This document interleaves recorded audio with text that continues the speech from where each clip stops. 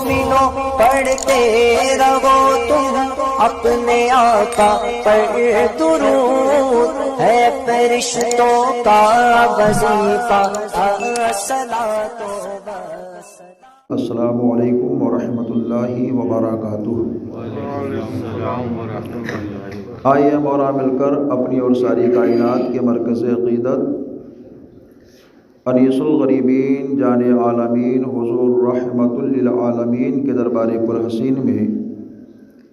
انتہائی ادب و احترام کے ساتھ درود پاک کی ڈالی کو عشق و محبت کی تھالی میں سجا کر حضور کی بارگاہ میں نظر کریں اور جی لگا کر پڑھیں اللہم صلی علی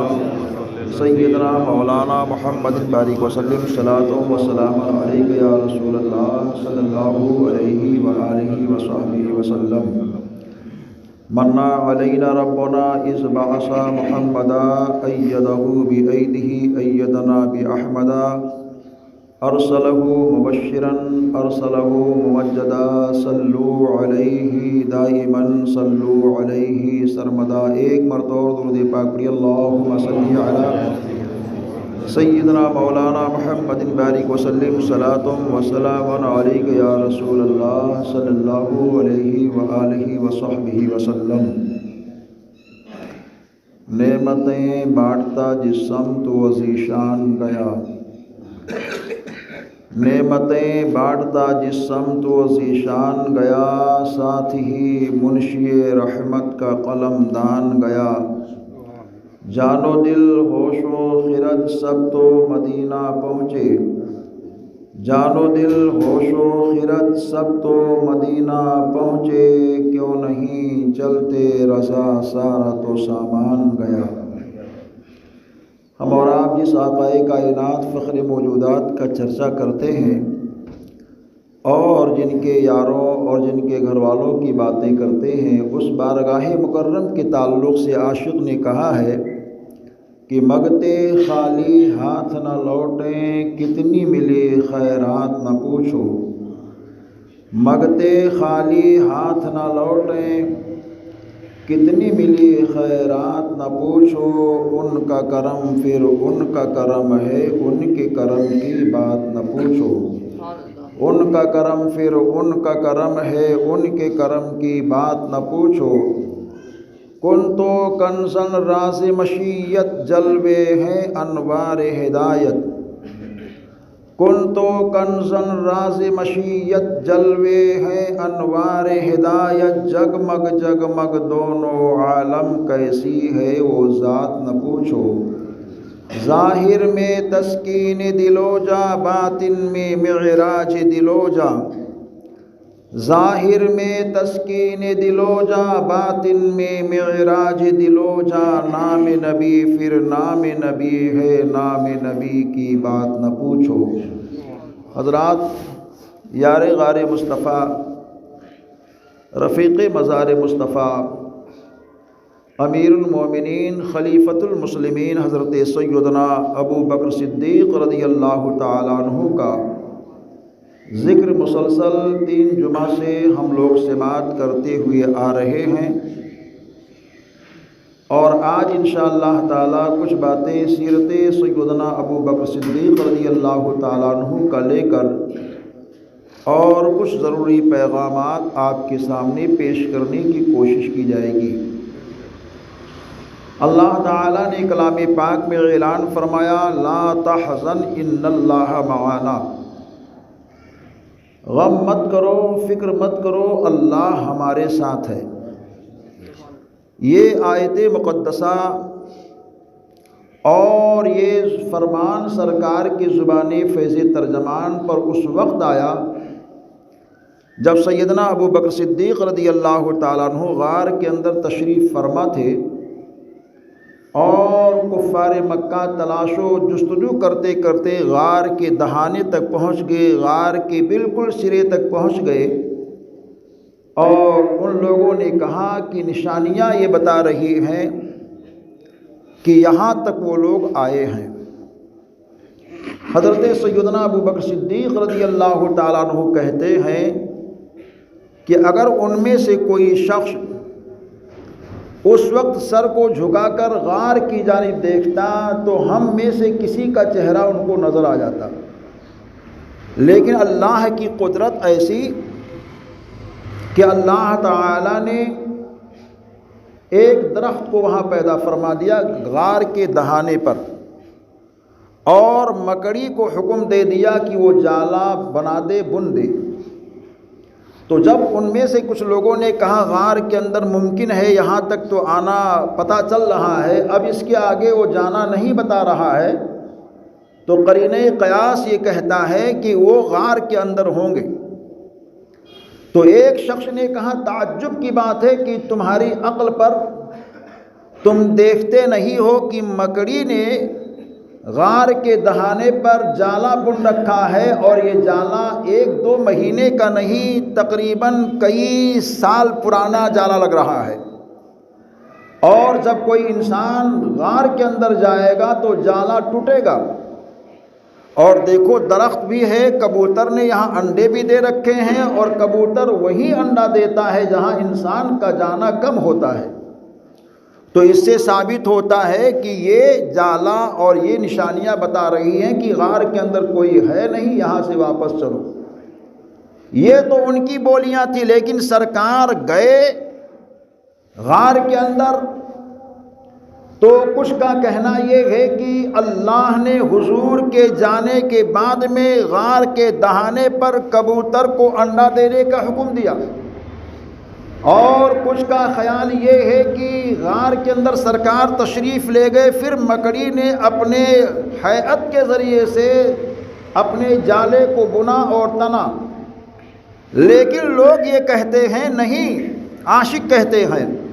جیسے کہ امام جلال الدین سیوطی نے بھی اس جانب اشارہ کیا ہے کہ یہ جالا پہلے سے تھا،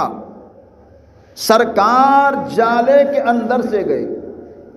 تو کہتے ہیں کیسے گئے؟ تو اس کی تشریح یہ کرتے ہیں کہ سرکار مکہ سے لے کر غار کے دہانے تک بشریت میں تشریف لائے، اور غار کے دہانے سے غار کے اندر تک حضور نور کی حالت میں تشریف لے گئے۔ پھر کہتے ہیں کہ سرکار نے صرف اپنے ہی کو نور کی حالت میں نہیں کیا، بلکہ اپنے یار ابو بکر کو بھی نور کی حالت میں کیا۔ جب یہ ذہن میں بات آئی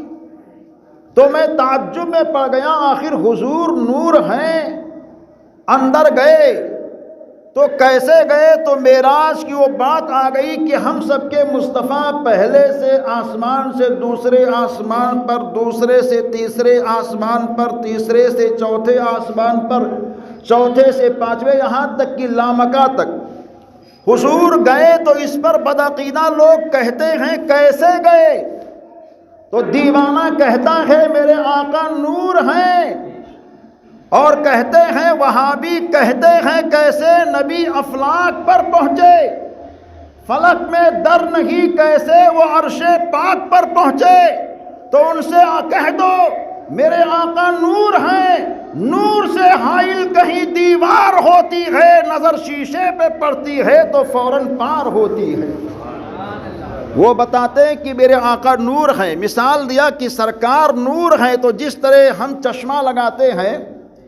تو ہماری نور کی یہ کیفیت ہے کہ ہمارے آنکھ کا نور چشمے کو پار کر کے ادھر سے ادھر کی چیز کو دیکھتی ہے، روشنی ہماری چلی جاتی ہے، اور مصطفیٰ تو اللہ کے نور ہیں۔ تو نبی دو جہاں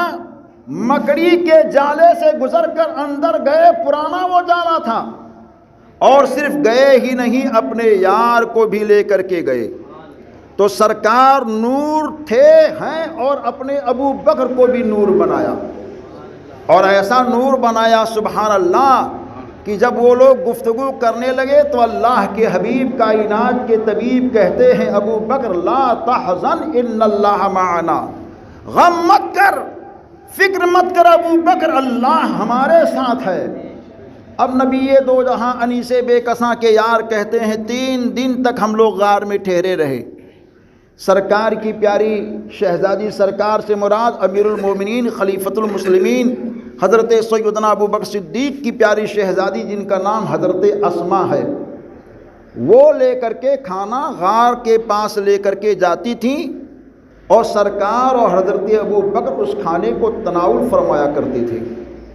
کتنا کمال ہے یار غار کا، اور کتنا کمال ہے یار غار کی اس شہزادی کا کہ بلندیوں پر طے کر کے کھانا لے کر کے جا رہی ہیں، پانی لے کر کے جا رہی ہیں، اور جب نبی دو جہاں وہاں سے چل کر کے مدینہ منورہ میں پہنچے تو کتنی رحمتوں کی برسات ہوئی۔ آج ہم لوگ جلوس کو نکالتے ہیں، اس پر بھی اعتراض ہوتا ہے، لیکن سرکار بیان فرماتے ہیں اے لوگوں، میرے رب نے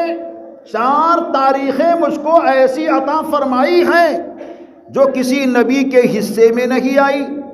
میرے مصطفیٰ بیان فرماتے میرے رب نے مجھ کو دنیا میں 12 ربیع الاول کو بھیجا، اور جب میں نے ہجرت کی تو سرکار فرماتے وہ تاریخ بھی 12 ربیع الاول ہی کی تھی، اور جب میں اللہ کے حضور آیا وہ تاریخ بھی میری 12 ربیع الاول کی، اور جب مجھ پر وہی نازل ہونے لگی تو میرے آقا ارشاد فرماتے وہ تاریخ بھی 12 ربیع الاول ہی کی تھی۔ پیارے ابو بکر کہتے ہیں میں چل رہا تھا، مدینہ طیبہ کے لوگوں کو خبر مل گئی کہ انیس دو جہاں تشریف لا رہے، ہجرت کر کے سب لوگ استقبال کے لیے کھڑے ہیں، بچیاں عورتیں اپنے مکان کے اوپر کھڑی ہو کر کے سرکار کے آنے کا انتظار کر رہی ہیں۔ پیارے ابو بکر کے دل میں وہم پیدا ہوا، خیال پیدا ہوا کہ سب مجھ کو دیکھتے ہیں، تو پیارے ابو بکر صدیق نے اپنے رومال اور کپڑے کو اٹھایا، اور اٹھانے کے بعد میں اپنے ہاتھ کو بلند کیا اور اپنے ہاتھ پر اس کپڑے کو رکھا، اور رکھنے کے ساتھ حضور کے سر مقدس کے اوپر سایہ کرنے لگے۔ نبی دو جہاں انیس بے کساں چارے سازے درد مندہ کہتے ہیں ابو بکر یہ کیا کر رہے ہو؟ تو کہتے ہیں آقا غلام ہے، غلام والا کام کر رہا ہے۔ آقا میں آقا دو جہاں کہتے ہیں ابو بکر مطلب؟ تو پیارے ابو بکر کہتے ہیں آقا مدینہ منورہ کے لوگ بار بار مجھ کو دیکھ رہے ہیں، تو میں لوگوں کو مجاز دے رہا ہوں کہ اے لوگوں مجھ کو مت دیکھو، جو کپڑے کے نیچے ہے وہ آقا اور امام ہے، جس نے سایہ کر رکھا ہے یہ ان کا غلام ہے۔ تو پیارے ابو بکر سے نبی دو جہاں کہتے اے ابو بکر جو تجھ کو دیکھے گا وہ مجھ تک پہنچے گا، جو تجھ کو دیکھے گا وہ مجھ تک پہنچے گا۔ اور ایک مجاز یہاں مل رہا کہ پیارے ابو بکر نے ہاتھ کو بلند کر کے ہاتھ کو لکڑی بنایا اور اپنے رومال کو جھنڈا بنایا۔ تو آج جو جھنڈے دیوانے لگاتے ہیں اس جھنڈے کا ثبوت پیارے ابو بکر کے حیات سے بھی ملتا ہے کہ نبی دو جہاں جب چل رہے تھے تو جھنڈا لہرایا ہے یار غار نے، رفیق مزار نے،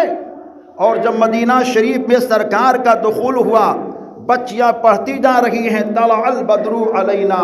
یہ نورانی ترانہ دف کی آواز میں گونج رہا ہے، اور تمامی جانثاران مصطفیٰ جوک در جوک سرکار کے پیچھے پیچھے چل رہے ہیں۔ اتنا عظیم الشان جلوس نکلا کہ انصار صحابی حضور کے یہ کہتے ہیں اتنا بڑا جلوس، بھاری بھرکم جلوس ہم نے دیکھا ہی نہیں۔ جب نبی دو جہاں چل رہے ہیں، انیس بے کساں چل رہے ہیں، تو جوان بچے مردوں عورت سارے لوگ کہتے جا رہے ہیں، میرے دل کی کلی کھل گئی کہ شاہ مدینہ ہمارے سینے میں بھی آ گئے اور شاہ مدینہ ہمارے بستی میں بھی آ گئے۔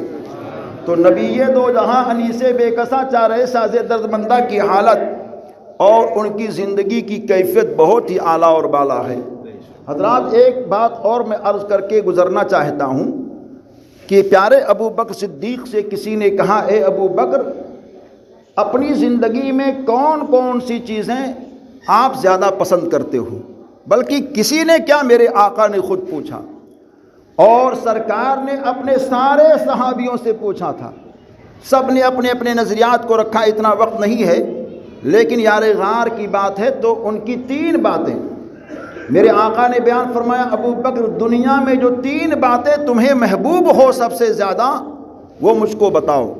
تو حضرت ابو بکر کہتے ہیں آقا میں 3 باتیں یہ محبوب رکھتا ہوں کہ سب سے پہلی میری خواہش یہ ہے کہ میری بیٹی کی شادی سید الانبیاء کے نکاح میں ہو، میری بیٹی سید الانبیاء کے عقد میں ہو، یہ میری پہلی خواہش ہے۔ دوسری خواہش یہ ہے کہ میرا سارا مال حضور کے نام پر قربان ہو، اور میری تیسری خواہش یہ ہے کہ میں ہر وقت آپ کا نورانی چہرہ دیکھتا رہوں۔ یہ پیارے ابو بکر صدیق رضی اللہ تعالیٰ عنہ نے کہا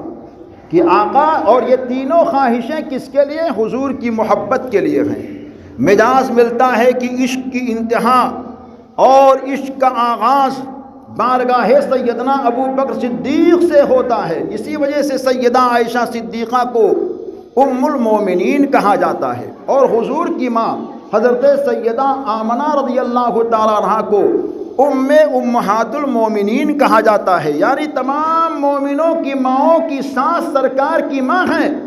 اور ایک لطیف بات جو میں عرض کرنا چاہتا ہوں، جس جانب آنا چاہتا ہوں، یہ ہے کہ آج جتنے بھی سادات کرام ہیں، پوری دنیا میں جتنے بھی حسنی حسینی سادات ہیں، سب نبی کے گھر والے ہیں، اور جتنے بھی صحابہ ہیں سب حضور کے در والے ہیں۔ اب اس میں ایک بات یہ ہے کہ ایک جماعت جو ہے وہ اہل بیت سے محبت کرتی ہے، ان کی تعریف کرتی ہے، مگر سرکار سیدنا ابو بکر صدیق کی توہین سے اپنے آپ کو گریز نہیں کرتی۔ لیکن شجر نسب کو دیکھیے کہ کتنا بڑا ربط ان کے اندر ہے، کتنا بڑا ربط ہے۔ جیسے کہ حضرت علی شیر خدا مشکل کشا حیدر کرار رضی اللہ تعالیٰ عنہ کے صاحبزادہ بلند اقبال جو چھوٹے شہزادے ہیں، جن کو حضرت امام حسین کہتے ہیں، اور ان کے جو بیٹے ہیں امام حسین کے، حضرت امام زین العابدین، اور امام زین العابدین کے جو شہزادے حضرت امام باقر، اور امام باقر کے جو شہزادے حضرت سیدنا امام جعفر صادق۔ یہ ایک طرف کا شجرہ رکھیے۔ اب دوسری طرف ہم چلتے ہیں، جیسے کہ حضرت سیدنا ابو بکر صدیق رضی اللہ تعالیٰ عنہ ہیں، ان کے چھوٹے بیٹے جن کا نام حضرت محمد، ایک بیٹے حضرت عبد الرحمن اور دوسرے بیٹے حضرت محمد۔ تو حضرت محمد یہ سیدنا ابو بکر صدیق رضی اللہ تعالیٰ عنہ کے دو چھوٹے بیٹے ہیں، اور ان کے بیٹے ہیں حضرت قاسم، اور حضرت قاسم کی شہزادی ہے ام فردہ، اور ام فردہ کا نکاح جو ہوا تھا حضرت سیدنا امام جعفر صادق سے ہوا تھا۔ حضرت امام جعفر صادق امام حسین رضی اللہ تعالیٰ عنہ کے نسل سے ہیں، تو ام فردہ کا نکاح جو ہوا تھا حضرت امام جعفر صادق سے ہوا تھا۔ تو پورے دنیا کے جتنے بھی سید ہیں سب کے دادا کا نام حضرت علی مرتضیٰ ہے، اور جتنے سید ہیں سب کے نانا کا نام حضرت سیدنا ابو بکر صدیق رضی اللہ تعالیٰ عنہ ہے۔ تو اس جہز سے یہ بڑا ربط ان کے اندر ہے، وہ بلا وجہ چوں چلا کرتے ہیں۔ اللہ تعالیٰ نے کتنا بڑا کرم فرمایا، جتنے بھی سادات ہیں سب کے نانا حضرت سیدنا ابو بکر صدیق رضی اللہ تعالیٰ عنہ ہیں، اور ہمارے آقا دونوں عالم کے سرکار تو نانا ہی ہیں، لیکن اس جہز سے ام فردہ کے جیسے شوہر نامدار حضرت سیدنا امام جعفر صادق رضی اللہ تعالیٰ عنہ ہے۔ تو گویا کی سادات جو چلی ہے ماں کی طرف سے وہ ام فردہ کے شکم سے چلی ہے، اور باپ کی طرف سے جو چلی ہے حضرت سیدنا امام جعفر صادق رضی اللہ تعالیٰ عنہ کے نسل سے چلی ہے۔ تو یہ اللہ کے نبی کائنات کے طبیب صلی اللہ علیہ وسلم کے یار غار حضرت سیدنا ابو بکر صدیق رضی اللہ تعالیٰ عنہ کی شان ہے۔ ان کے وصال کا منظر دیکھیے، وصال کی کیفیت کیا ہے۔ جب آپ کے انتقال کا زمانہ قریب آیا تو آپ نے اپنی پیاری بیٹی حضرت عائشہ صدیقہ رضی اللہ تعالیٰ عنہ سے کہا، اے بیٹی، میرے حضور، میرے آقا،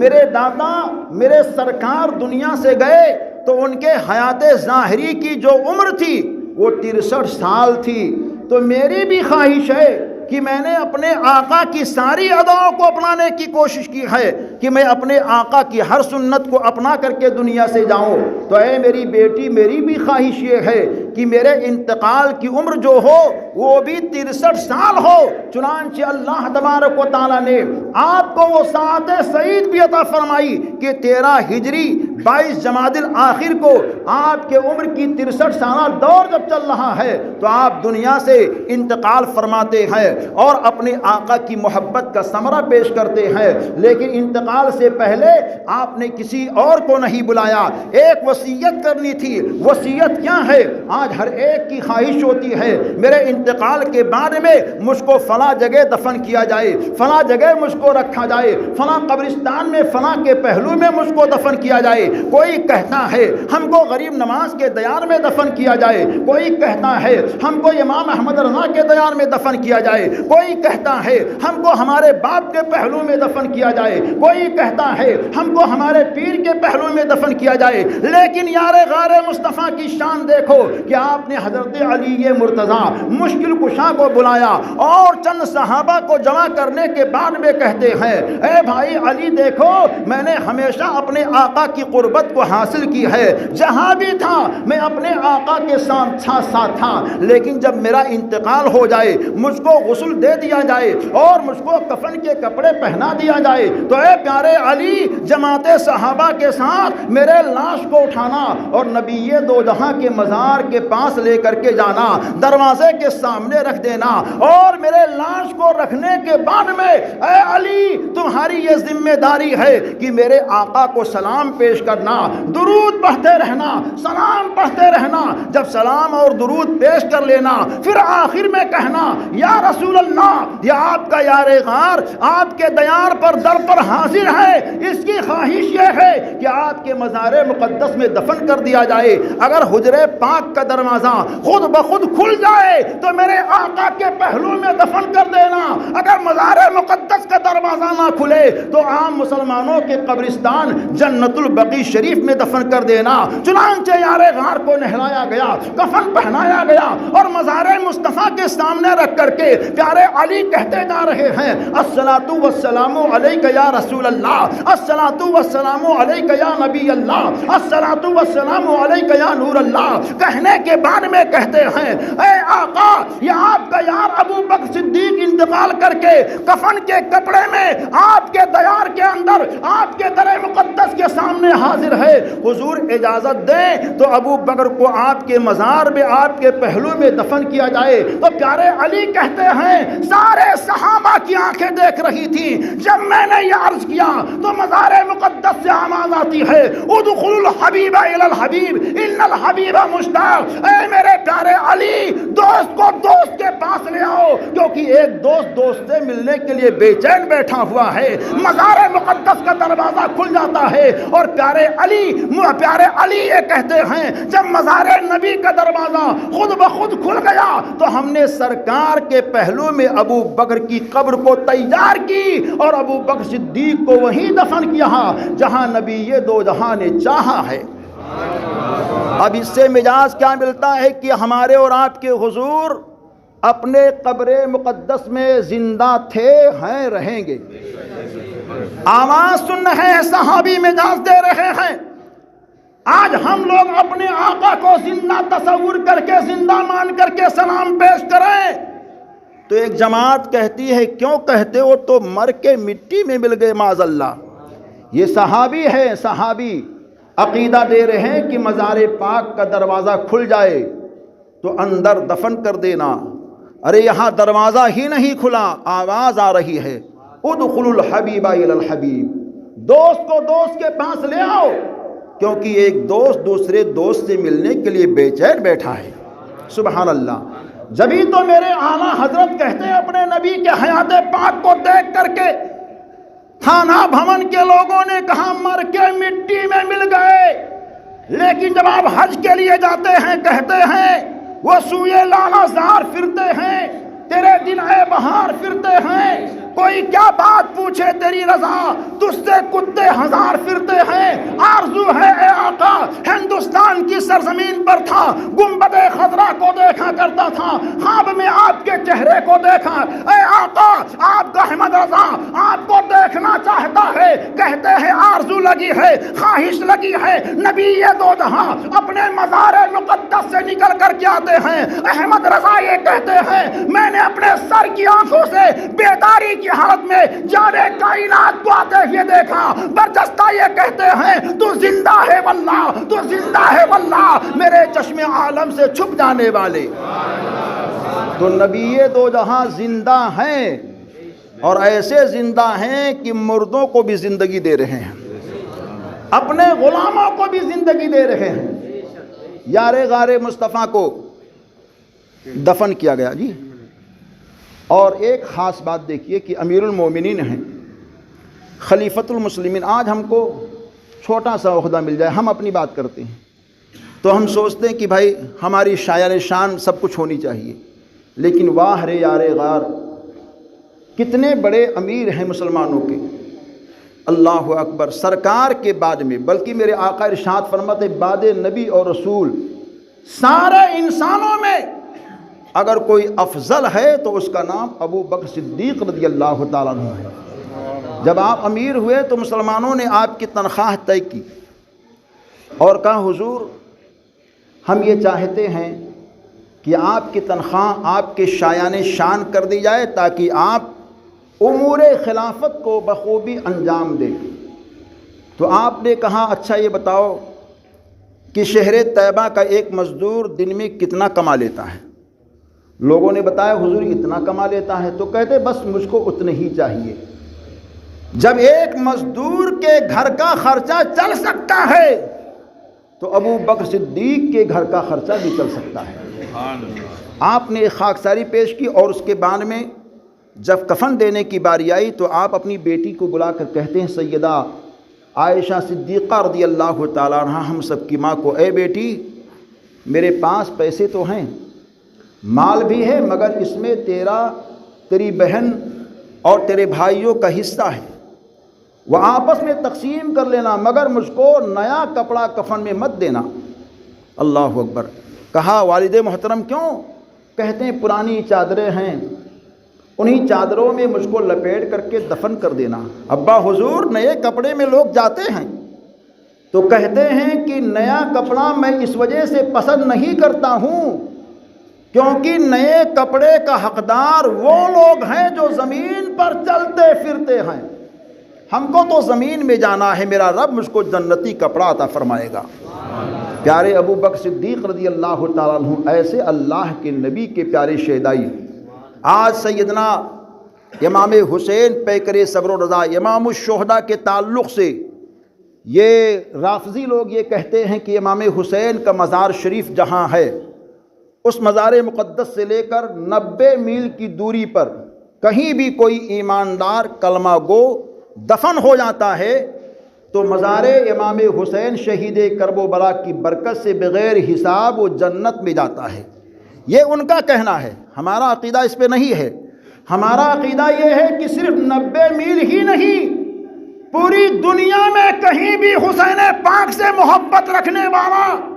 ایمان کے ساتھ جاتا ہے تو اللہ تعالیٰ بغیر حساب کتاب کے اس کو جنتی بنا دیتا ہے۔ لیکن وہ جو ٹورچر کرتے ہیں اس طرف میں آنا چاہتا ہوں، وہ کہتے ہیں کہ پیارے ابو بکر کی شان میں توہین کرتے ہیں اور تبرعی انداز سے بولتے۔ تو ایک مرتبہ دھولی باوڑی میں جب میں کتاب کا کام کروا رہا تھا کمپیوٹر میں، تو ایک یہاں کا رافضی آیا اور اس نے پیارے امام حسین کے مزار کی تعریف کی۔ ہم نے کہا ماشاءاللہ بہت خوشی کی بات، یہ آپ کا عقیدہ ہے، لیکن ہم اہل سنت کا عقیدہ یہ ہے کہ 90 میل ہی نہیں پوری دنیا میں کہیں بھی ان کا دیوانہ دفن ہو تو اللہ ان کی تربت پاک کی برکتوں سے اس کے گناہوں کو معاف کر دیتا ہے۔ لیکن پھر میں نے یہ کہا آپ لوگوں کا عقیدہ یار غار مصطفیٰ، رفیق مزار مصطفیٰ سیدنا ابو بکر صدیق کے شان کے بارے میں کیا ہے؟ تو وہ بول نہیں پایا۔ پھر میں نے ان کی کتاب کے حوالے کو رکھا کہ آپ لوگوں کی کتابوں میں آپ کے پیشواؤں نے یار غار مصطفیٰ کی شان میں لکھا ہے۔ ارے نادان، ذرا یہ بتا کہ امام حسین کون ہیں؟ کہتے ہیں نبی کے نواسے ہیں۔ ارے ہم نے کہا جب نواسے کی یہ شان ہے تو نانا کی شان کیا ہوگی جن کے پہلو میں یار غار مصطفیٰ آرام فرما رہے ہیں. ارے جب ذل کے گدا بھر دیتے ہیں شاہان زمانہ کی جھولی, ارے خدام کا جب یہ عالم ہے مختار کا عالم کیا ہوگا. وہ مقبول بارگاہ مصطفیٰ ہیں پیارے ابو بکر صدیق, جبھی تو نبی دو جہاں نے اپنے پہلو میں سونے کی جگہ دے دی ہے. آپ مزار پاک کا تصویر کہیں دیکھیں تو کس طرح اللہ نے ان کو شرف دیا ہے کہ سرکار صلی اللہ علیہ وآلہ وسلم کا تربت پاک جو اعلیٰ حضرت نے اپنی کتاب میں تحریر فرمایا لکیروں کے ذریعے سے, تو بتایا کہ سرکار کا تربت پاک جو ہے, اور تربت پاک سر مقدس سے لے کر پائے اقدس تک جہاں آتا ہے وہ تو سرکار کا تربت پاک ہے, لیکن ابو بکر کی تربت کی آغاز کہاں ہوتی ہے؟ جہاں ہمارے آقا کا پیر شریف ختم ہو رہا ہے وہاں سے ابو بکر صدیق کا سر شروع ہو رہا ہے. سر ابو بکر صدیق وہاں سے شروع ہو رہا ہے اور اس کے بعد میں پیارے ابو بکر کا پیر چل رہا. لیکن جب عمر فاروق دفن کیے گئے تو ان کا شان یہ ہے کہ پیارے ابو بکر کے برابر وہ بھی نہیں لیٹے, بلکہ ان کا جہاں جو ہے کمر شریف شروع ہو رہا ہے پیارے ابو بکر کا, وہاں سے حضرت عمر پاک کا عمر فاروق کا سر شریف شروع ہو رہا ہے.